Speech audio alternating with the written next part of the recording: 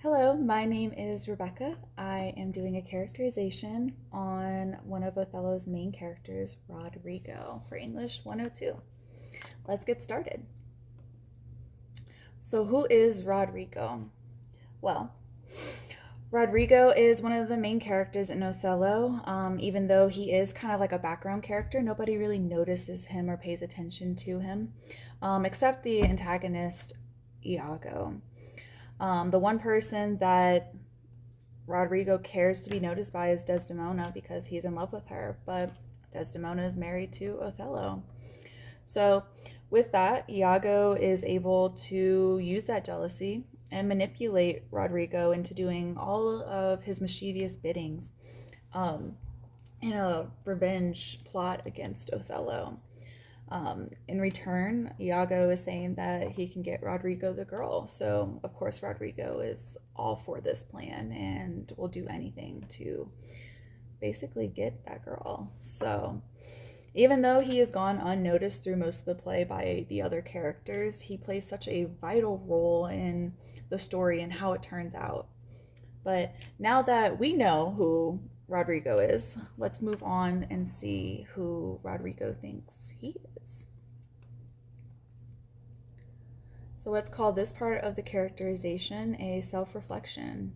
Roderigo self-reflects on who he thinks he is and how he sees himself. So how does Roderigo see himself? And this quote right here really puts things into a nice clean perspective. With this, he says, I confess it is my shame to be so fond, but it is not in my virtue to amend it. What exactly is he trying to say here? Well, let's take a look. In that statement, Roderigo is showing awareness of his foolishness for his desires for Desdemona, basically labeling himself a fool in love, while he is also expressing in his shame and inability to control himself. All he wants is Desdemona, is willing to do anything to get to her. So he sees himself as foolish and basically unstable, even though there's shame expressed from him being unstable and not able to control these emotions and really get a handle on them. He's aware, but he also understands he can't stop that. So that instability really plays a catalyst into how foolish he really is acting. Lots of self-awareness there. But now that we know how Roderigo sees himself, let's see how that aligns with the other characters. And this part of the characterization we can call the character perception. I say character instead of characters just because Iago was the main one that was focused on him and kind of saw him. So we're just going to see how Iago expresses his thoughts on who Roderigo is. And this quote right here is a great example that kind of sums it all up into one. Thus do I ever make my fool my purse, for I my own gain knowledge should profane, if I would my time expend such a snipe, but for my sport and profit. Butchered it, I know. Oh, Shakespeare is hard to read. You try reading that one yourself and not get stumbled, right? But this is basically Iago stating here that he agrees. He's saying that he sees Iago as a fool too. But he's also saying that Roderigo is easily manipulated too. We can even use the word gullible. Roderigo is so blindly in love with Desdemona and he believes Iago is the way to get her. Meanwhile, Iago is taking full advantage of this and is even able to take his money in the process. That's why if we go back here, you can see that he mentions fool my purse. Make my fool my purse. He is making this fool his piggy bank. So while he's taking money from him, he in hopes that this is going to go towards him winning over Desdemona. He's also doing his bidding as well. But after taking in and digesting how Rodrigo views himself, how Iago views him, which seems pretty aligned so far, just different angles of what those traits are able to do for each character, we can kind of get into what the audience thinks of Rodrigo. So, we're going to go through and explore how does the audience see him, or we see him.